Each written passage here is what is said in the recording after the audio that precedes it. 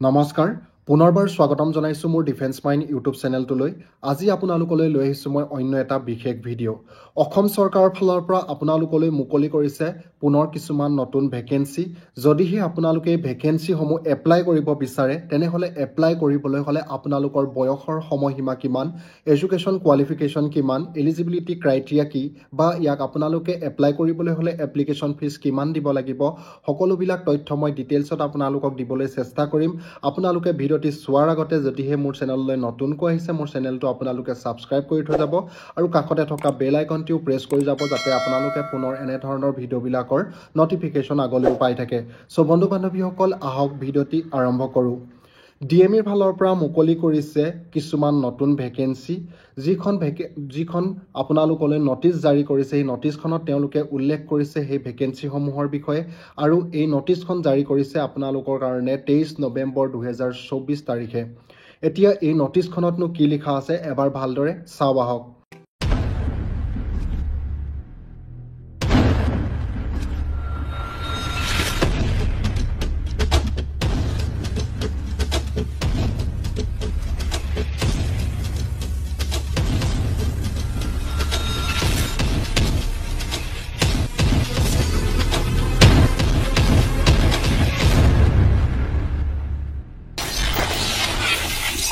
আপোনালোকৰ apply start হ'ব 29 নৱেম্বৰ 2024 তাৰিখৰ পৰা 9 ডিচেম্বৰ 2024 তাৰিখলৈকে আগতে এই পোষ্টবিলাকত যিহেতু এপ্লাই হৈছিলেই গ্ৰেড 3 গ্ৰেড 4 টেকনিক্যাল আৰু নন টেকনিক্যাল পোষ্টৰ কাৰণে কিন্তু এতিয়া পুনৰ টেকনিক্যাল পোষ্টৰ কিছুমান ভেকেন্সি এড হৈছে সেইবাবে আপোনালোকে পুনৰ এপ্লাই কৰিব লাগিব যদিহে আগতে আপোনালোকে টেকনিক্যাল পোষ্টত এপ্লাই কৰি থোৱা নাছিলে আগতে টোটেল ভেকেন্সি আছিলে 2008টা য'ত আপোনালোকৰ grade 3 grade 4 technical non technical ভেকেন্সিসমূহ আছিলে এতিয়া গ্ৰেড 3 লেভেলৰ টেকনিক্যাল পোষ্ট যেহেতু এড কৰিছে সেইবাবে আপোনালোকে পুনৰ এপ্লাই কৰিব পাৰিব যদিহে আপোনালোকে টেকনিক্যাল পোষ্টত এপ্লাই কৰি থোৱা নাছিলে এতিয়া কি পোষ্ট এড কৰিলে আপোনালোকক মই নটিচখন দেখুৱাবলৈ চেষ্টা কৰিছো আপোনালোকে নটিচখন এবাৰ ভালদৰে চাওক আগতে আপোনালোকে এপ্লাই কৰোতে যদি এইবিলাক পোষ্টত এপ্লাই কৰা নাছিলে আৰু এতিয়া যদি নতুনকৈ পোষ্টবিলাক দেখিছে তেতিয়া আপোনালোকে এপ্লাই কৰিব পাৰিব আৰু কিন্তু আপোনালোকে দুবাৰকৈ একেটা পোষ্টতে এপ্লাই কৰিব নোৱাৰিব এতিয়া টোটেল 61টা বেলেগ আপোনালোকৰ কাৰণে পোষ্ট তেওঁলোকে মুকলি কৰিছে আৰু চাওঁ আহক সেই নটিচখনত কেনে ধৰণে তেওঁলোকে উল্লেখ কৰিছে এই ভেকেন্সিসমূহ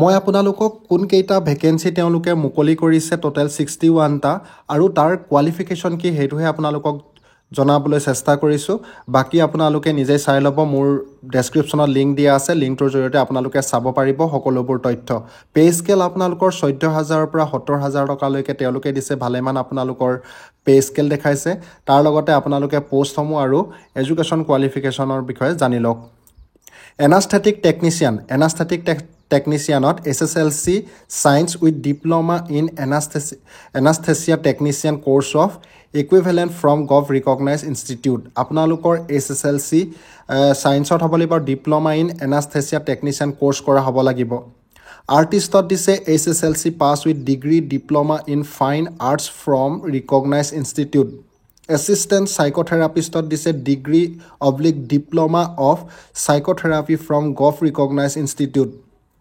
Audiometry Technician দিছে Bachelor Degree in Audiometry and Speech Pathology or equivalent as per NPPCD guidelines Audiovisual Technician for Central Photography দিছে ITI Pass Certificate / NCBT Certificate in TV Mechanic Basic Health Inspector দিছে Bachelor Degree in Community Health / Social Science and Diploma in Computer Application from a recognized institute candidate with experience in Gov / Public sector shall be preferred Blacksmith ITI Pass Certificate / NCBT Certificate in Blacksmith Carpenter ITI Pass Certificate NCBT Certificate in Carpentry Cataloger দিছে আপোনালোকৰ graduate with degree diploma in library science from government recognized institute with DTP certificate dark room assistant দিছে SSLC or equivalent with 1 year experience in dark room related X-ray processing works dip X-ray টেকনিচিয়ানত দিছে HSLC or equivalent with radiography technician certificate course of equivalent from any medical college of Assam / recognized institute government of Assam. Dental chair side এছিষ্টেণ্টত দিছে HSLC পাছ। Dental হাইজেনিষ্টত আছে HSLC পাছ with diploma certificate course of dental hygienist and applicant should have recognise in a state dental council. Dental ৰেডিঅ'লজিত আছে HSLC or equivalent with radiography technician certificate course of equivalent from any medical college of Assam recognized institute of government of Assam. Dental technicianot আছে HSLC science or equivalent with 2 years diploma in dental technician course from government recognized institute. Dresser HSLC with diploma in physician assistant course / OT technician course. ECG technician certificate diploma in ECG technician course or diploma in cardiac care technology. এনেধৰণে আপোনালোকৰ পোষ্টসমূহ আছে।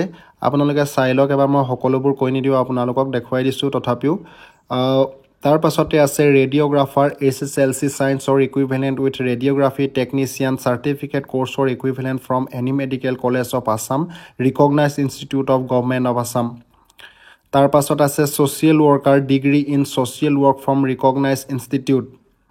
Staff নাৰ্ছত আছে BSc nursing / GNM course passed from any nursing school / institution recognized by Indian Nursing Council and have registered with the Assam Nurses, Midwives and Health Visitors Council. Staff nurse critical care GNM nursing with minimum 1 year experience in ICU / BSc nursing passed from any nursing college institution recognized by Indian Nursing Council and have registered with the Assam Nurses, Midwives and Health Visitors Council. প্ৰায়ে আপোনালোকৰ চক payment আপোনালোকৰ pay' scale একে দেখাইছে 14,000 পৰা starting 70,000লৈকে। তাৰপাছত supervisor লণ্ড্ৰীত আছে HSLC or equivalent with diploma / certificate in the field from a government recognized institute. একেবাৰে শেষত দেখুৱাইছোঁ আপোনালোকক টেকনিকেল এছিষ্টেণ্ট / এটেণ্ডেণ্টত আছে HSLC or equivalent. এক্স-ৰে টেকনিচিয়ানত দেখাইছোঁ HSLC or equivalent with radiography technician certificate course of equivalent from any medical college of Assam recognized institute of government of Assam. তাৰপাছত yoga therapy instructor HSLC with diploma in yoga therapy course from a government recognized institution. আপোনালোকে দেখা পাব পোষ্টসমূহ ক'ত কিমানটা post খালী আছে আপোনালোকক তাত দেখুৱাইছে। পোষ্টবিলাক আপোনালোকক মই ইমানকৈ কৈ নাথাকোঁ, এতিয়া আপোনালোকে এবাৰ ভালদৰে চাই ল'ব। মই আপোনালোকক যিহেতু দেখুৱাইছোঁ, য'ত 61টা নতুন পোষ্ট তেওঁলোকে আগবঢ়াইছে, সেই 61টা নতুন পোষ্টত আপোনালোকক ভেকেঞ্চি আছে, বহুতেই আছে। ষ্টাফ নাৰ্ছত ইয়াত ক্ৰিটিকেল কেয়াৰত 308টা ভেকেঞ্চি আছে। আপোনালোকৰ ষ্টাফ নাৰ্ছত আছে 451টা, লেবৰেটৰী টেকনিচিয়ানত আছে 80টা, ডেণ্টেল টেকনিচিয়ানত আছে 14টা, এনাস্থেটিক টেকনিচিয়ানত আছে 5টা, আৰ্টিষ্টত 2টা। এনেধৰণে বহুতো ভেকেঞ্চি আছে। টেকনিকেল এছিষ্টেণ্ট এটেণ্ডেণ্টত আছে আপোনালোকৰ 16টা, টেকনিচিয়ান এছিষ্টেণ্ট ফৰ CSSত আছে 15টা। এনেধৰণে আপোনালোকক দেখাইছে পোষ্টবিলাক, এবাৰ চাই লওক। আৰু তেওঁলোকে এডভাৰটাইজমেণ্টখনত ন'টিছখনত ভালদৰে লিখি দিছে যে the online application form shall be available from 29/11/2024 to 9 December 2024 till 11:59 PM। 29 নৱেম্বৰ 2024 তাৰিখৰ পৰা হ'ব ডিচেম্বৰ মাহৰ 9 তাৰিখলৈকে আপোনালোকে এপ্লাই কৰিব পাৰিব। তাৰ পাছতে আৰু এটা কথা লিখি দিছে যে white advertise number DME / recruitment 23/2023, যিটো 2023 চনতে মুকলি হৈছিলে। এই ভেকেঞ্চিসমূহ আপোনালোকে দেখা পাব 17/8/2024 নিড নট এপ্লাই এগেইন। যিসকলে মানে 2023 চনত এই পোষ্টবিলাক আগতে এপ্লাই কৰি থৈছিলে তেওঁলোকে এপ্লাই কৰিবতো নালাগেই। এতিয়া মানে ভেকেঞ্চি যি নতুনকৈ ওলাইছে 61টা ভেকেঞ্চিৰ কাৰণে, যদিহে আপোনালোকে ভেকেঞ্চিসমূহ এপ্লাই কৰা আগতে নাছিলে, কাৰণ আগতেতো ওলোৱা নাছিলে, এতিয়া নতুনকৈ ওলাইছে। এতিয়া আপোনালোকে যদি আগতে টেকনিকেল পোষ্টত এপ্লাই কৰা নাছিলে, এতিয়া ভেকেঞ্চিসমূহ এপ্লাই কৰিব পাৰিব। এতিয়া জানো আহক ইলিজিবিলিটি ক্ৰাইটেৰিয়া। ইলিজিবিলিটি ক্ৰাইটেৰিয়াৰ ভিতৰত তেওঁলোকে দিছে যে candidate must be registered in any of the employment exchange of Assam. আপোনালোকৰ আপোনালোক অসমৰ স্থায়ী বাসিন্দা হ'ব লাগিব, তেতিয়াহে আপোনালোকে এই পদবিলাক এপ্লাই কৰিব পাৰিব। এজ লিমিট দিছে 18 পৰা 40 বছৰ বয়সলৈকে আৰু এজ ৰিলেক্সন দিছে ST SCৰ কাৰণে 5 বছৰ, OBCৰ কাৰণে 3 বছৰ আৰু PWBDৰ কাৰণে দিছে 10 বছৰ। কোৱালিফিকেশ্যন মই আপোনালোকক যিহেতু জনাইছোঁ, পোষ্ট ৱাইজ সকলোৰে কোৱালিফিকেশ্যনবিলাক বেলেগ বেলেগ হ'ব। এপ্লিকেশ্যন ফিজ আপোনালোকে দিব নালাগে, আপোনালোকৰ এপ্লিকেশ্যন ফিজ ফ্ৰী, আপোনালোকে কোনো ধৰণৰ এপ্লিকেশ্যন ফিজ দিব নালাগে। আৰু যদিহে আপোনালোকে এপ্লাই কৰিব বিচাৰে নিজৰ মোবাইলতে, তেনেহ'লে মোৰ ভিডিঅ'ৰ ডেছক্ৰিপশ্যনত ইয়াৰ লিংক দিয়া আছে আৰু আপোনালোকে ন'টিছখনো যদি চাব বিচাৰে তাৰো লিংক মোৰ ভিডিঅ'ৰ ডেছক্ৰিপশ্যনত দিয়া আছে, আপোনালোকে তাত গৈ ক্লিক কৰি সকলোবোৰ তথ্য ডিটেইলছতো চাই ল'ব পাৰিব।